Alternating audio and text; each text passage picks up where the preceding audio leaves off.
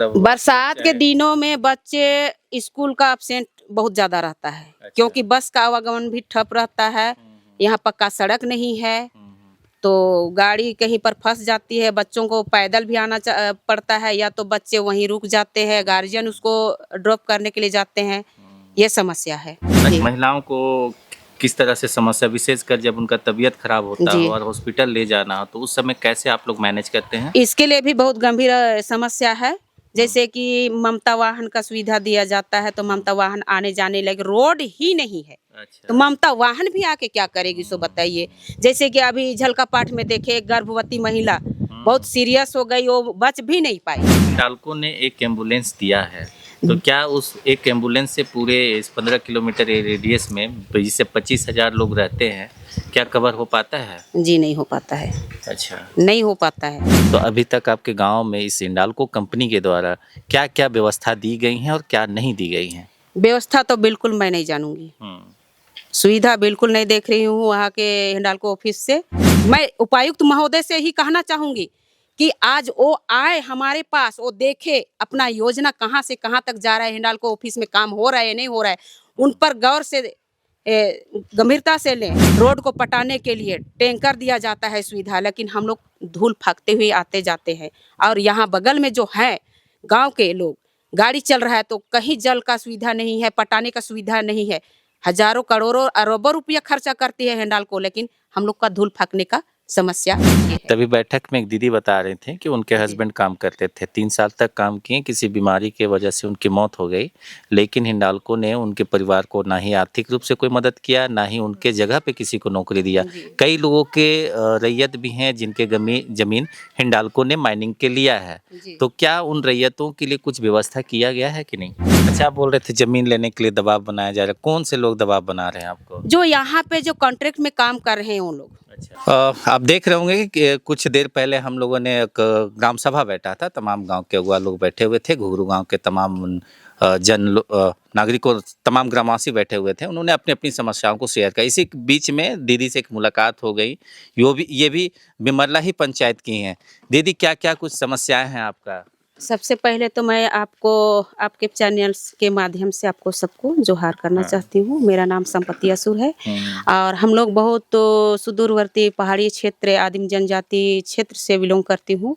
और मैं अपना यही संदेश देना चाहती हूँ आपके चैनल के माध्यम से कि हमारे जो गांव क्षेत्र में, बहुल क्षेत्र में जो विकास की समस्या जो है बहुत गंभीर है, तो जिसके माध्यम से, चैनल के माध्यम से यही कहना चाहती हूँ कि हमें अभी रोड की समस्या है और आवास जो की समस्या है, हमारे आंगनबाड़ी सेंटर की समस्या है। आप एक सेविका जी, भी हैं ना? जी मैं एक मतलब शुरू से आते हैं, आपका गांव जी कहाँ हुआ? बीमारला घोड़ा पत्थल है। हाँ। और मैं एक सेविका हूँ। और देखिए हम लोगों को बहुत समस्या है, जैसे बिजली की समस्या है, आंगनबाड़ी सेंटर की समस्या है, विद्यालय की समस्या है। जो हम लोग, जबकि भवन भी निर्माण हो रहा है, तो हम लोग का भवन निर्माण में भी बहुत ठेकेदारी के द्वारा बहुत कोताही बरता जा रहा है।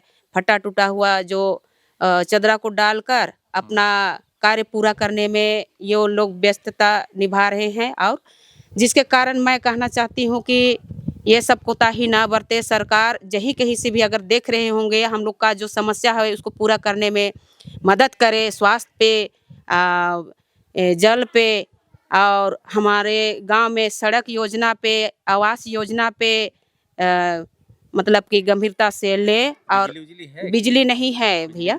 तो अच्छा, एक चीज पूछना चाहते हैं, बिजली नहीं है, बच्चे तो सुबह स्कूल, मतलब कोई भी स्कूल जा ही रहे होंगे, ठीक है, लेकिन क्या शाम में जब स्कूल से आने के बाद घर में कैसे, मतलब वो पढ़ाई लिखाई कुछ बस वही सरकार के द्वारा छोटा मोटा सोलर प्लेट और जो लाइट दिया गया है उन्हीं से पढ़ाई करते हैं। और पढ़ाई की बात बोले तो बहुत अभी गंभीर स्थिति है हम लोग के पास। तो सरकार से मैं यही मांग करना चाहती हूँ कि हम लोगों के लिए बिजली पहुँचा जाए और स्कूल पर जो टीचर की कमी है वो टीचर दिया जाए, ताकि हमारे और पठन पाठन की सुविधा दिया जाए तो ताकि गाँव में कोई हमारे सरकारी स्कूल है या सरकार प्राइवेट स्कूल है? प्राइवेट स्कूल नहीं है। जो घुघरू पाठ में हम लोग के पास जो नव प्राथमिक विद्यालय जो प्राइमरी स्कूल है उनमें कितने क्लास तक है वहाँ तक? 1 से 5 तक है। और उसके बाद बच्चे कहाँ जाते हैं? बच्चे उसके बाद बाहर चले जाते हैं। आवागमन का भी सुविधा है। यो हिंडाल्को ऑफिस के द्वारा बस दिया गया है, वो भी सही समय से जबकि जगह पर नहीं पहुंचाया जाता है। बच्चा लोग को बहुत समस्या है आने जाने में, और यहाँ पे स्कूल नहीं है। और जबकि घाघरा पाठ में जो 1 से 8 तक है उसमें टीचर की जो कमी है, और इसके लिए भी हम लोगों के पास से जाने आने के लिए सुविधा नहीं है। बच्चों बिल्कुल नहीं है, मैं तो बोलूँगी। इसीलिए यहाँ पर जो कि 8 तक है तो उसको मतलब +2 तक दिया जाए स्कूल। दिया जाए। जी। अच्छा, बोले रोड की समस्या है, तो बरसात के दिनों में बच्चे कैसे मतलब बरसात के दिनों में बच्चे स्कूल का एब्सेंट बहुत ज़्यादा रहता है, अच्छा। क्योंकि बस का आवागमन भी ठप रहता है। यहाँ पक्का सड़क नहीं है, तो गाड़ी कहीं पर फंस जाती है। बच्चों को पैदल भी आना पड़ता है, या तो बच्चे वहीं रुक जाते हैं, गार्जियन उसको ड्रॉप करने के लिए जाते हैं। ये समस्या है। अच्छा, आप एक तो आंगनवाड़ी सेविका हैं, आप महिला हैं, तो जी। महिलाओं को किस तरह से समस्या, विशेषकर जब उनका तबीयत खराब होता जी। हो और हॉस्पिटल ले जाना हो, तो उस समय कैसे आप लोग मैनेज करते हैं? इसके लिए भी बहुत गंभीर समस्या है। जैसे कि ममता वाहन का सुविधा दिया जाता है, तो ममता वाहन आने जाने लगे, रोड ही नहीं है। तो अच्छा। ममता वाहन भी आके क्या करेगी सो बताइए। जैसे कि अभी झलका पाठ में देखे, एक गर्भवती महिला बहुत सीरियस हो गई, वो बच भी नहीं पाई। बच भी नहीं पाए। बताइए, ये समस्या है हम लोग के पास। तो हम लोग को पक्का सड़क होना चाहिए, बिजली होना चाहिए, पानी होना चाहिए, और स्कूल के लिए जो बोल रहे हैं ये समस्या हम लोग को टीचर नहीं, कई और लोग बोल रहे थे कि हिंडाल्को ने एक एम्बुलेंस दिया है, तो क्या उस एक एम्बुलेंस से पूरे इस 15 किलोमीटर रेडियस में जिससे 25,000 लोग रहते हैं, क्या कवर हो पाता है? जी नहीं हो पाता है, अच्छा। नहीं हो पाता है। अगर मान के चले कोई व्यक्ति, कोई महिला का कोई गर्भवती है, रात को उनका तबीयत जी। खराब हो जाए, तो वैसी स्थिति में वैसे स्थिति में बहुत दिक्कत है। बहुत दिक्कत है। बहुत कैसे दिक्कत होता है। है फिर? कैसे देखिए, हम लोगों को एक तो कहिएगा भैया, यहाँ पे एक तो ढो के लेना पड़ता है। एम्बुलेंस का समस्या बहुत दिक्कत है।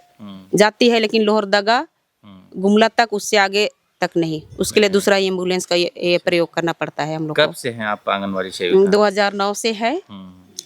मतलब 15 साल पूरे होने जा रहे हैं अभी। और बहुत मुश्किल से मेरा आंगनबाड़ी भवन 3 बार वापस हो चुका था। रोड और बालू नहीं रहने के कारण, बालू की समस्या है, सीमेंट की समस्या है, छड़ की समस्या है, यहाँ चिप्स की समस्या है। सारे चीज़ नीचे से हम लोग खरीद कर लाते हैं, तब होता है। यहाँ पे कोई सुविधा नहीं है। आपको पता है कि माइनिंग एरिया में जो भी कंपनी आती है, तो 15 किलोमीटर के रेडियस में तमाम गांवों को विकास करना है, रोड से लेके बिजली से लेके तमाम चीज़ों के। तो अभी तक आपके गांव में इस हिंडाल्को कंपनी के द्वारा क्या क्या व्यवस्था दी गई हैं और क्या नहीं दी गई हैं? व्यवस्था तो बिल्कुल मैं नहीं जानूंगी, सुविधा बिल्कुल नहीं देख रही हूँ वहाँ के हिंडाल्को ऑफिस से। देखिए, रोड की समस्या बोले तो रोड कच्ची रोड है। आज जो हिंडाल्को के ऑफिस के द्वारा टैंकर के द्वारा जल का सुविधा दिया जाता है कि रोड को पटाने के लिए, आज मैं उपायुक्त महोदय से ही कहना चाहूंगी कि आज वो आए हमारे पास, वो देखे अपना योजना कहाँ से कहाँ तक जा रहा है, हिंडाल्को ऑफिस में काम हो रहा है नहीं हो रहा है, उन पर गौर से गंभीरता से लें।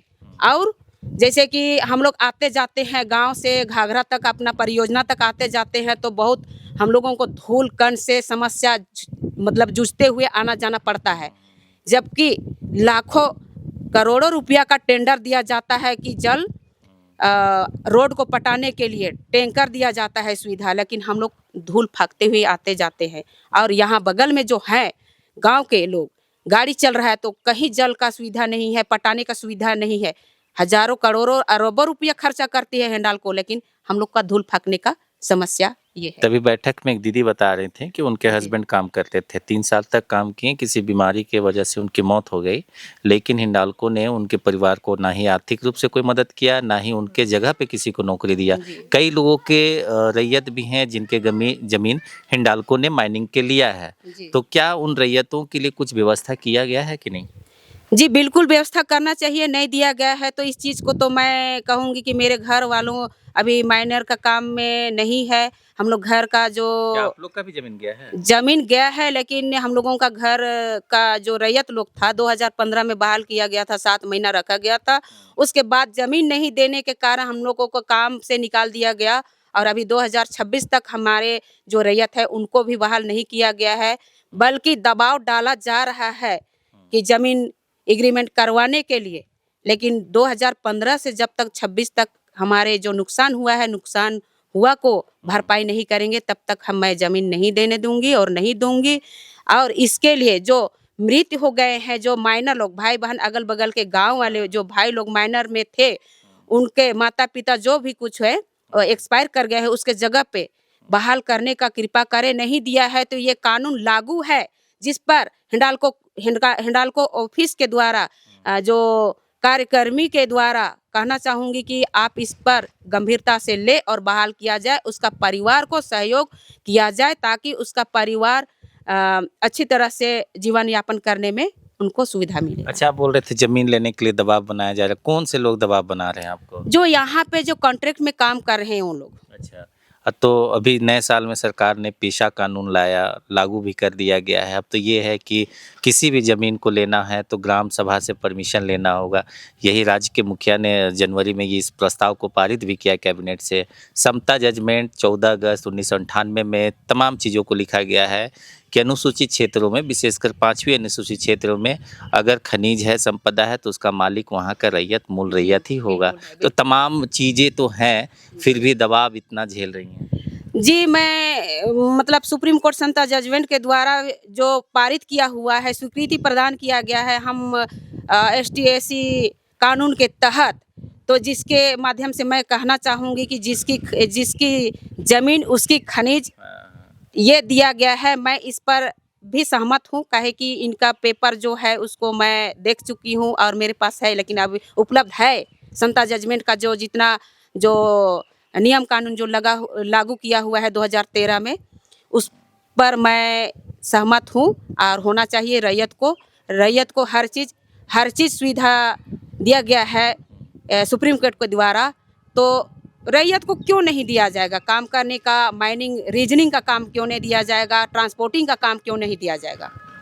और कुछ कहना चाहती हैं और कुछ समस्याएं हैं तो? और कुछ समस्या तो मैं यही चाहूँगी कि ठेकेदार बिचौलिया बिल्कुल इस तरह से परेशान कर रहे हैं, तो जिसका आवास हो उन्हीं को काम करने का मौका दिया जाए और बेरोजगार के क्षेत्र पे जो बेरोजगारी है उसको नौकरी दिया जाए। अगर मृत हो गए हैं उसका मुआवजा दिया जाए, उसके जगह में नया बहाल किया जाए। बहुत सारी समस्या है भैया, लेकिन मैं इतने ही कहकर मैं अपना वाणी को विराम करती हूँ। हाँ, मेरा नाम है संपत्ति असुर, मैं बिमरला घोड़ा पत्थल की हूँ, आंगनबाड़ी सेविका, और बहुत सारी समस्या है। तो अभी बस इतने ही को बोलते हुए अपना वाणी को विराम करती हूँ। जो है आप सुन रहे थे, संपत्ति असुर हैं और इनका साफ तौर पे कहना है कि हमारे आसपास के क्षेत्रों में जो मुख्य जो चीज़ें होती हैं, एक व्यक्ति के निर्माण से लेकर एक समाज के निर्माण से लेकर और एक राज्य के विकास के लिए सबसे मुख्य समस्या है, सबसे मुख्य जो चाहिए वो रोड चाहिए, बिजली चाहिए और शिक्षा चाहिए। 3 चीज़ों के बिना आप अच्छे समाज का, एक अच्छे राज्य की परिकल्पना आप नहीं कर सकते हैं। तमाम जानकारियों के लिए बने रहे झारखंड न्यूज़ 9 पे। तब तक के लिए जोहार।